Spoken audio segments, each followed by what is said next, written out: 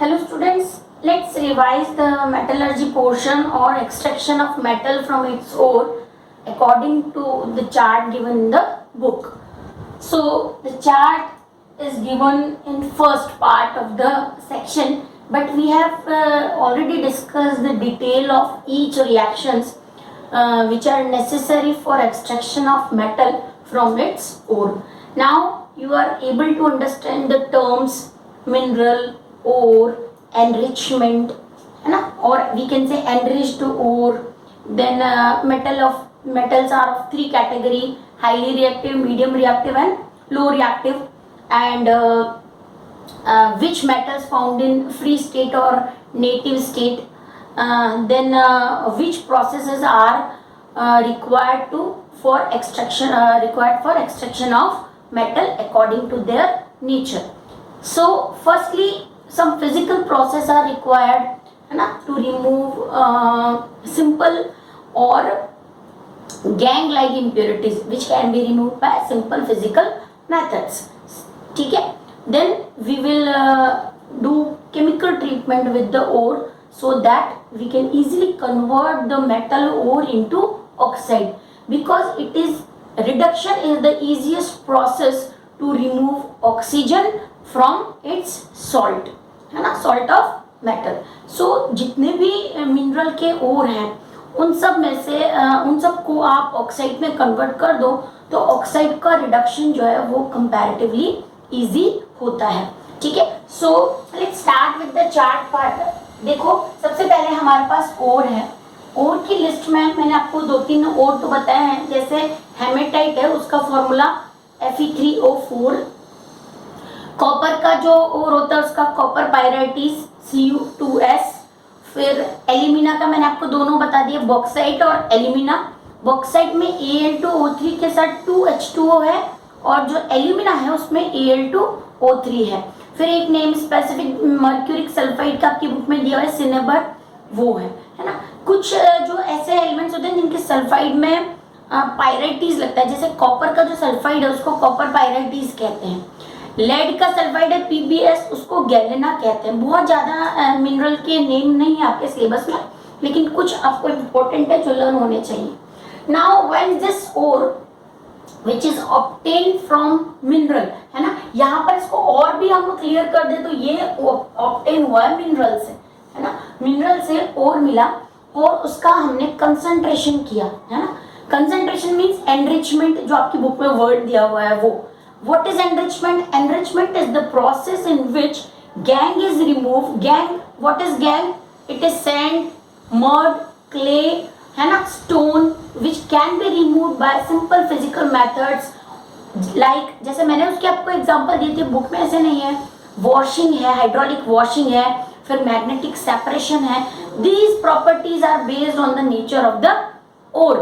ठीक है. जो भी ओर है हमारे पास उसकी नेचर के बेस पे वो मेथड करते हैं जिसमें सिंपल वॉशिंग इन्वॉल्व होती है, उसको एनरिचमेंट ऑफ ओर कहते हैं, यानी concentration of ore. Now we have the concentrated ore which from which all physical impurities are removed. Now chemical treatment is required for the ore. ठीक है. अब हमको उसके लिए केमिकल रिएक्शंस करनी है. फिजिकल मेथड हमने सारे उसके लिए एक ओर में से इम्प्योरिटीज को रिमूव करने के लिए कर दिए. ठीक है. तो ओर के बाद आता है concentration of and enrichment of ore. दोनों वर्ड यूज कर सकते हैं, कंसंट्रेशन और एनरिचमेंट ऑफ ओर. उसके बाद आपके पास है कंसंट्रेटेड ओर, जिसके बेसिस पे आपने जो मेटल्स है उनको 3 पार्ट्स में डिवाइड कर दिया. Metals of high reactivity, metals of medium reactivity and metals of low reactivity, or metals which are present in free state.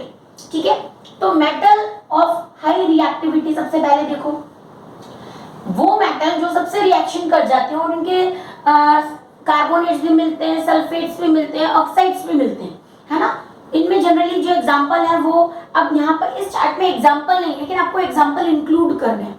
4 marks का क्वेश्चन है. इसी चार्ट में आप एग्जाम्पल भी इंक्लूड कर दोगे तो बहुत इंप्रेसिव आंसर हो जाएगा आपका. और उसके बाद डिटेल आपको कुछ ही लाइंस लिखनी पड़ेंगी. ठीक है. तो जैसे एग्जांपल हो गए इसके सोडियम, पोटेशियम, कैल्शियम, मैग्नीशियम। ठीक है, तो यहाँ पर हमने इसके मेटल लिख दिए। यहाँ पर मेटल्स ऑफ हाई रिएक्टिविटी लिखा, मेटल हम नीचे लिखेंगे। जो हाई रिएक्टिव मेटल्स हैं उनके लिए हमने जो प्रोसेस प्रिफर्ड है वो है इलेक्ट्रोलाइसिस, क्योंकि वो सभी से रिएक्शन कर जाते हैं, है ना। कोई जो भी आप केमिकल रिएक्शन, कोई भी केमिकल रिएक्शन आप केमिकल यूज करोगे वो उससे भी रिएक्शन कर जाएंगे, फिर उनको उससे मेटल से रिमूव करना पड़ेगा। तो इसके लिए जो प्रिफर्ड प्रोसेस होती है वो है इलेक्ट्रोलाइसिस। ठीक है, मेटल ओर को मोल्टन स्टेट में उसका इलेक्ट्रोलाइसिस कर देते हैं। इलेक्ट्रोलाइसिस का क्या बेनिफिट है? एक तो उसमें कोई केमिकल रिएक्शन इन्वॉल्व नहीं होती, है ना। इलेक्ट्रिसिटी के मेथड से आपको मेटल जो है पॉजिटिव है कैथोड में मिल जाएगी, है ना, और इम्प्योरिटीज एनोड पे रिमूव हो जाएगी। इसका ये एक बेनिफिट तो ये है कि कोई केमिकल रिएक्शन इन्वॉल्व नहीं होती। दूसरा बेनिफिट ये है कि इससे आपको प्योर या रिफाइंड मेटल मिलेगी, क्योंकि आपने देखा है कि रिफाइनिंग के लिए भी इलेक्ट्रोलाइसिस ही यूज करते हैं। तो यहाँ से आपको प्योर मेटल ही मिलेगा। तो एक रिफाइनिंग वाला जो अलग से स्टेप है वो स्किप हो जाएगा, मतलब उसकी जरूरत नहीं पड़ेगी। तो स्टेप्स क्या हुई? Metal of high reactivity, electrolysis of molten metal, है ना, और उसके बाद ऑब्टेन हो गया प्योर मेटल। ठीक है, no refinery required pure metal में। फिर हमने एग्जांपल नीचे लिख दिए, sodium, magnesium, calcium and potassium. Okay, हो सकता है ये आपको थोड़ा छोटा दिख रहा हो, मैं इसको लास्ट में जूम भी कर दूंगी। इसके बाद आप बुक में से साथ साथ देखते रहे तो आपको एकदम लर्न हो जाएगा। Now metals of medium reactivity, सबसे इंपॉर्टेंट ये है कि मीडियम रिएक्टिविटी वाले जो ओर होते हैं वो कार्बोनेट, सल्फेट, है ना, ऑक्साइड सभी मिलते हैं और इजीली रिएक्शन भी कर जाते हैं, है ना। अगर आप कार्बन से रिएक्शन कर जाओगे तो रिडक्शन भी इजीली हो जाएगा। तो रिएक्शन उनमें हो जाती है, इसलिए वो मीडियम रिएक्टिविटी वाले हैं। उसके एग्जांपल क्या होते हैं? एल्यूमिनियम है, आयरन है, जिंक है, कॉपर है। ये मीडियम रिएक्टिविटी वाले हैं जिनके आप इजीली कंपाउंड बना के उसमें डिस्प्लेसमेंट रिएक्शन कर सकते हो। ठीक है, तो इसके लिए हमने मीडियम रिएक्टिविटी वाले और को जो मेजर पार्ट्स हैं, वैसे तो सभी सॉल्ट्स मिल सकते हैं, ऑक्साइड भी मिल सकते हैं इनके, तो वहां तो सिर्फ ऑक्साइड अगर ऑलरेडी है तो आपको एक ही प्रोसेस करनी, रिडक्शन, है ना। लेकिन ऑक्साइड नहीं है और जो है वो ऑक्साइड नहीं है, सल्फेट है या कार्बोनेट है, तो उसको आपको पता है कि रोस्टिंग और कैल्सिनेशन करना पड़ेगा, है ना। तो कार्बोनेट जो ओर होते हैं उनमें पहले से ऑक्सीजन होती है, ठीक है, इसलिए उनका जो हीटिंग होता है, ये हीटिंग है इस ऑक्सीजन की एब्सेंस में होता है, उसको बोलते हैं कैल्सिनेशन। ऑक्सीजन की एब्सेंस है और कौन से ओर का करेंगे? कार्बोनेट्स का। लेकिन अगर ऑक्सीजन नहीं है, जैसे सल्फाइड है ना, तो उसको ऑक्सीजन की प्रेजेंस में हीट करना पड़ेगा। ऑक्सीजन की प्रेजेंस में इतना हीट करते हैं हाई टेम्परेचर पे, तो उसका जो कंपाउंड है वो सल्फाइड से क्या बन जाता है? ऑक्साइड, है ना। और यहाँ पर ऑक्सीजन की एब्सेंट में ऑक्सीजन नहीं होती कार्बोनेट में, इतना हीट करते हैं कि कार्बोनेट से ऑक्साइड में चेंज हो जाते हैं। फिर आपको मिल गया ऑक्साइड ओर, ठीक है। अब जितने भी जो भी ओर आपने लिया था, कार्बोनेट्स लिए थे या सल्फाइड लिया था, वो ऑक्साइड में कन्वर्ट हो गए, ठीक है। अब ऑक्साइड मतलब जैसे कोई भी मेटल और उसका ऑक्साइड, इस ऑक्सीजन को रिमूव कर दोगे तो आपको मेटल मिल जाएगा। रिमूवल ऑफ ऑक्सीजन की प्रोसेस कौन सी है? रिडक्शन, ठीक है। तो ऑक्साइड ओर का यहाँ पर मैंने थोड़ा कम स्पेस था, लेकिन आपको समझ में आ जाएगा, मैं बोल भी रही हूँ। रिडक्शन लिखा है, अब बुक में सिर्फ रिडक्शन लिखा है, आप इसको यहीं पर दो चीजें क्लियर कर दो, reduction with carbon, reduction with other reactive metal, ठीक है। रिडक्शन विद कार्बन में C और रिएक्टिव मेटल में एल्यूमिनियम, इसमें थर्मिक रिएक्शन बहुत इंपॉर्टेंट है। So reduction with carbon, reduction with metal. फिर यहां से आप जब रिडक्शन हो गया तो क्या मिल गई आपको? मेटल मिल गई। उसके लिए आपको एक प्रोसेस और करनी पड़ेगी, रिफाइनिंग, ठीक है। तो यहाँ पर आपको मिल जाएगा प्योर मेटल, ठीक है। तो रिफाइनिंग प्रोसेस एक्चुअली इतना लंबा सारा स्पेस नहीं था, इसलिए मैंने यहाँ पर प्योर मेटल और ऊपर रिफाइनिंग लिख दिया है। मीडियम रिएक्टिविटी वाली मेटल आपको ऑब्टेन हो गई, कौन कौन सी? Aluminium, iron, zinc and copper. Reduction में रिडक्शन विद कार्बन और रिडक्शन विद मेटल आपको इसी में ऐड कर देना है, ठीक है। Now metals of low reactivity, जो मेटल इजीली किसी भी कंपाउंड या किसी भी एलिमेंट या मॉलिक्यूल के साथ रिएक्शन नहीं करती है ना, और फ्री स्टेट में भी मिलती है। ऐसी मेटल का मेटलर्जी यानी एक्सट्रैक्शन कैसे करते हैं? जनरली अगर वो मेटल सल्फाइड्स हैं, है ना, जैसे कॉपर है वो फ्री स्टेट में भी मिलता है, सल्फाइड में भी मिलता है ना, और मर्क्यूरी है जैसे सिनेबार एग्जांपल दिया हुआ है वो सल्फाइड फॉर्म में मिलता है। तो जो कम रिएक्टिविटी वाली मेटल है या तो वो फ्री में मिले, फ्री स्टेट में मिलेगी, है ना, या लो मतलब फ्री स्टेट मतलब किसी के साथ कंपाउंड नहीं बनाया हुआ होगा, या सल्फाइड, है ना। तो अगर मेटल का सल्फाइड है तो उसका हमको क्या करना पड़ेगा? रोस्टिंग, यानी ऑक्सीजन की प्रेजेंस में उसको हीट करना पड़ेगा और फिर वो किस में कन्वर्ट हो जाएगा? ऑक्साइड में कन्वर्ट हो जाएगा, ठीक है। और ऑक्साइड के बाद यहाँ पर एक्चुअल में सल्फाइड के डायरेक्टली जो दिया हुआ है वो इसलिए यहाँ पर मेटल दी हुई है बुक में कि जैसे सपोज करो ये कोई सल्फाइड है ना, उसकी ऑक्सीजन की प्रेजेंस में रिएक्शन करवाई तो ये हो जाती है मेटल और सल्फर डाइऑक्साइड इसमें से रिमूव हो जाता है, तो यहाँ पर आपको मेटल मिल गई, ठीक है। तो उस केस में रोस्टिंग से ऑक्साइड नहीं मिल रहा है, डायरेक्ट मेटल ही मिल रही है। लेकिन कॉपर के केस में ऐसा नहीं होता, मैंने बताया है कॉपर इजीली सल्फाइड से रिमूव नहीं होता, इसलिए बाद में कॉपर सल्फाइड और कॉपर ऑक्साइड दोनों रिएक्शन करते हैं, ठीक है। तो वहां पर वो मिक्सचर जो होता है वो मेटल में चेंज होता है। तो यहाँ पर सल्फाइड के बाद डायरेक्टली मेटल क्यों दिया हुआ है, क्लियर हो गया आपको? ऑक्साइड क्यों नहीं लिखा हुआ है? ये इसका रिएक्शन यहाँ पर है, ये मेटल का सल्फाइड है, उसके ऑक्सीजन से रिएक्शन करते हैं तो सल्फर डाइऑक्साइड रिमूव हो जाती है। आप चाहो तो यहाँ पर रिमूव करते हुए SO2 बता सकते हो, ठीक है। अब यहाँ पर जो मेटल मिली है उसका रिफाइनिंग कर देंगे, कौन सी प्रोसेस? अगेन इलेक्ट्रोलाइसिस, ठीक है। तो इलेक्ट्रोलाइटिक रिफाइनिंग यहाँ पर हो जाएगी। उन लो रिएक्टिविटी मेटल के एग्जांपल हैं सिल्वर, जो गोल्ड और प्लेटिनम, ठीक है। तो एक कॉपर आप एग्जांपल ऐसा देखोगे जो आपको लो रिएक्टिविटी में भी लिखा हुआ है और मीडियम रिएक्टिविटी में भी लिखा हुआ है क्योंकि वो बीच में आता है। ऐसे एल्यूमिनियम मैंने आपको बताया था, और हाईली रिएक्टिव में भी लिखा हुआ है, मीडियम में भी, उसकी मतलब उसमें दोनों की प्रॉपर्टीज होती है, ठीक है। So this is all about the extraction of metal which is very important part of this chapter, and it is asked in many exams or many board exams alternately. Last year का भी question है detail यही, और ये chart बनाना compulsory है। इस chart को बनाने के बाद इसी चार्ट पे जैसे मैंने जो जो पॉइंट्स ऐड किए हैं वो सारे पॉइंट्स आप इसमें ऐड करके इसी का जो है मतलब इसी को एक्सप्लेन ऑटो एक्सप्लेनेटरी बना सकते हो। जैसे हम डायग्राम में सबसे ज्यादा लेबल करते हैं, है ना, बुक में भी जितने लेबल नहीं दिए होते उतने हम लेबल करके उसको परफेक्ट कर देते हैं, वैसे ही इसी चार्ट में आप बड़ा सारा पूरे पेज पे चार्ट बनाओ, उसमें जो जो पॉइंट्स आप ऐड करना चाहते हो मिसिंग है ना, वो आप लिख सकते हो। जैसे मैंने रिडक्शन में ऐड किया, मेटल के एग्जाम्पल ऐड किए, है ना, तो आपका क्या चार्ट एकदम कंप्लीट हो जाता है। फिर एक्सप्लेनेशन पार्ट में भी आप हेडिंग वाइज ही ऐसे लिखोगे। अब इसमें लिखना क्या, हेडिंग वाइज ही ऐसे लिखेंगे, extraction of metal having high reactivity, extraction of metal with low reactivity and extraction of metal with medium reactivity। अगर लास्ट ईयर ये क्वेश्चन आता है तो इस बार 2 मार्क्स के क्वेश्चन जनरली पूछेंगे, तो उसमें रोस्टिंग कैल्सिनेशन अलग अलग करके पूछ सकते हैं। वहां पर आपको डेफिनेशन और केमिकल रिएक्शन दोनों लिखनी पड़ेगी। सिर्फ डेफिनेशन या एक्सप्लेनेशन से केमिस्ट्री में मार्क्स नहीं मिलते, केमिकल रिएक्शन जहां पर रिक्वायर्ड होती है वहां जरूर लिखनी पड़ती है। फिर 2 मार्क्स में थर्मेट रिएक्शन पूछ लिया, है ना, वो भी बहुत इंपॉर्टेंट है। तो how railway tracks are repaired using displacement reaction, है ना, तो वो सेक्शन हो गया हमारा। अब इस चैप्टर का लास्ट पार्ट बचता है कोरोजन, ठीक है। हमने फर्स्ट चैप्टर में भी मेटल वो एसिड बेस एंड सॉल्ट वाले चैप्टर में भी इसका थोड़ा सा सेक्शन देखा था कि कोरोजन क्या है ना। तो कोरोजन हमने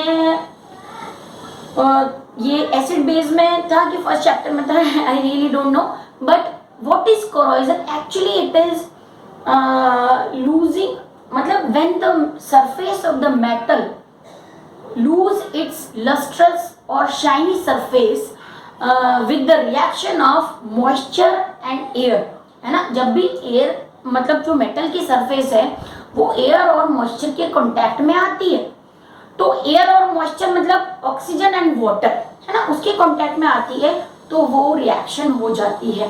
कोराइजन एक सरफेस फिनोमिना है, जब तक कि जैसे सरफेस फिनोमिना का मतलब होता है कि जैसे आपने आयरन को आप रस्टिंग से बचाते हो, rusting of iron is an example of corrosion, है ना।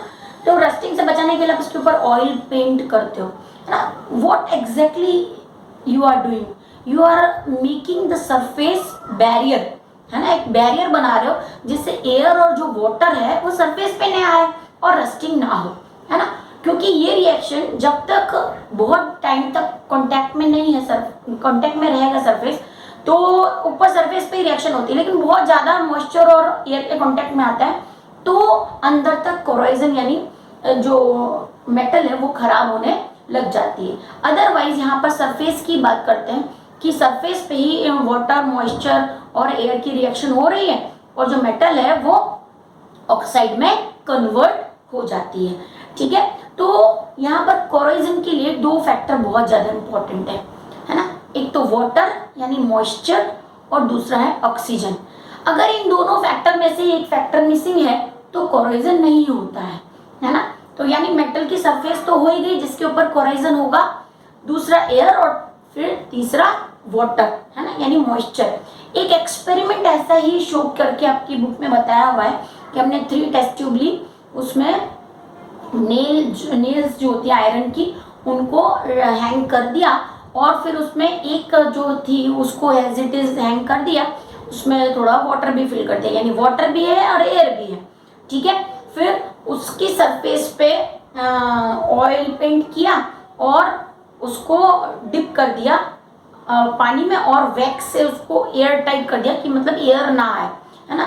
ऐसा कुछ एक्सपेरिमेंट भी दिया हुआ है। तो एयर एब्सेंट कर दी, वहां पर वाटर है ना। और दूसरा एक ऐसा एक्सपेरिमेंट है जिसमें वाटर नहीं है और उसको जो है वो एयर की प्रेजेंस में उसको रखा हुआ है। तो तीनों में से रस्टिंग किस में होगा? ऑब्वियसली जो वाटर में भी है और एयर भी उसके कांटेक्ट में है उन्हीं नेल्स में रस्टिंग होगी, बाकी के दोनों टेस्ट ट्यूब में कोई रस्टिंग नहीं होगी। बिफोर 3 और 4 ईयर्स एक एक्सपेरिमेंट की ऐसा पूछ लिया था 4 मार्क्स में कि show the activity which explains corrosion of iron metal, है ना। तो उसमें ये एक्टिविटी आपको लिखनी थी विद डायग्राम।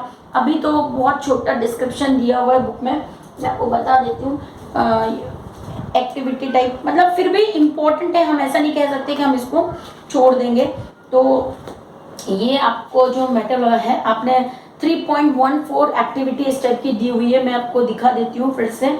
इसमें हाँ, एक जो फर्स्ट वाली ABC 3 टेस्ट ट्यूब है, ए में एयर है ना, और जो वाटर है वो, अच्छा इसमें मैं आपको जो बताई थी वो एकदम डायरेक्टली इजी वे बता रही थी, इसमें थोड़ा सा हर तरह से एक्सप्लेन किया हुआ है। कॉर्क कर दिया है, एयर भी है ना, और वाटर नीचे है, ठीक है, मतलब पूरा ऊपर तक नेल को कवर नहीं किया है ना। फिर दूसरी जो टेस्ट ट्यूब है उसमें पूरा ऊपर तक नेल को कवर किया है, और जो तीसरा है उसमें कॉर्क बंद किया है, पानी नहीं है, और उसमें कैल्शियम क्लोराइड भी यूज किया। कैल्शियम क्लोराइड क्या करेगा? कैल्शियम क्लोराइड इज हाइग्रोस्कोपिक, एक वर्ड है हाइग्रोस्कोपिक। हाइग्रोस्कोपिक का मतलब होता है मॉइस्चर को एब्जॉर्ब करने वाला। तो उस टेस्ट ट्यूब में वैसे भी आपने कॉर्क तो ऊपर लगा ही रखा है, वाटर है नहीं, फिर भी अगर टेस्ट ट्यूब में कोई मॉइस्चर के पार्टिकल है तो वो उसको एब्जॉर्ब कर लेगा। तो जो एयर बचेगी टेस्ट ट्यूब के अंदर वो एकदम ड्राई एयर है ना। तो इसमें लिखा हुआ है ड्राई एयर, यानी वहां पर अब एयर भी नहीं है, सॉरी वाटर कंटेंट नहीं है, एयर है। तो कौन सी नेल में रस्टिंग होगा? ऑब्वियसली फर्स्ट वाली में रस्टिंग होगा, क्योंकि आपने जो सेकंड वाली है उसमें पानी तो लिया है। अगर एयर, अब आप कहोगे टेस्ट ट्यूब में ऊपर एयर हो सकते, तो उसको बचाने के लिए उसमें क्या कर दिया है, ऑयल, ऊपर ऑयल की भी एक लेयर बना दी है। तो नीचे वाटर की लेयर, ऊपर ऑयल की लेयर, तो जो एयर होगी वो नीचे नहीं आएगी, है ना। और सी वाली में वाटर नहीं है। तो फर्स्ट कंडीशन में कैल्शियम क्लोराइड का आपको याद रख लेना, hygroscopic, that is water absorber, है ना। उसमें वाटर एब्जॉर्ब मॉइस्चर को एब्जॉर्ब करने की प्रॉपर्टी होती है, जिसकी वजह से उसको, वो खुद मॉइस्चर को एब्जॉर्ब करके गीला हो जाता है ना। तो उसको हाइग्रोस्कोपिक कहते हैं, ठीक है। तो कोराइजन में ऐसा ही है, एग्जाम्पल में भी ऐसे डायरेक्टली क्वेश्चन पीछे दिया होगा तो हम एक्सरसाइज पार्ट में डिस्कस करेंगे कि वाई कॉपर वेसल्स टर्न्ड या show black spot after some time, या आयरन जैसे इसमें दिया हुआ है कि copper react with moist carbon dioxide in the air and slowly loses its shiny surface, gains green coat। वहाँ पर ये moist कार्बन डाइऑक्साइड से रिएक्शन करता है copper. This green substance is basically copper carbonate. तो आयरन ऑक्साइड बनाएगा, copper carbon dioxide के साथ रिएक्शन करता है, ऑक्सीजन के साथ भी कर सकता है, लेकिन हो सकता है उससे ऐसे स्पॉट ना बनते हो। कार्बन डाइऑक्साइड के साथ रिएक्शन करने की वजह से कॉपर वेसल्स पे ग्रीन स्पॉट्स बनते हैं। ठीक है, फिर इसमें और दूसरा दिया हुआ आयरन का तो मैंने बताई दिया आपको, वो it changes into brown rust, है ना। फिर सिल्वर आर्टिकल जो होते हैं वो कुछ टाइम, हमने अभी तो पढ़ा कि फ्री मेटल होती हैं, इजीली रिएक्ट नहीं करती, लेकिन after for a long time अगर एयर और वाटर के कांटेक्ट में आता रहता है तो ब्लैकिश हो जाता है silver, and because it react with sulphur present in the air. तो ये इंपॉर्टेंट है फिल इन द ब्लैंक्स के लिए कि जो सिल्वर है वो तो सल्फर से रिएक्शन करता है, ऑक्सीजन से रिएक्शन नहीं करेगा। कॉपर है वो कार्बन डाइऑक्साइड से रिएक्शन करता है, और आयरन है वो ऑक्सीजन से रिएक्शन करते हैं। तो तीनों जो है एटमॉस्फेयर में प्रेजेंट वाटर और जो एयर कंपोनेंट्स हैं उनसे रिएक्शन करके रस्ट मतलब कोरॉइड हो जाते हैं। जो अदर डिफरेंट पॉइंट्स हैं, effect of corrosion and remedies of corrosion, वो हम नेक्स्ट सेशन में डिस्कस करेंगे। अभी क्योंकि ये मैं रब नहीं करना चाहती, इसको थोड़ा सा जूम करूंगी ताकि आपको थोड़ी हेल्प मिले, इसलिए फिर हम नेक्स्ट सेशन में फिर से कोरोजन और रेमेडीज ऑफ कोरोजन जो बहुत ज़्यादा इंपॉर्टेंट है वो डिस्कस करेंगे। Okay, thank you.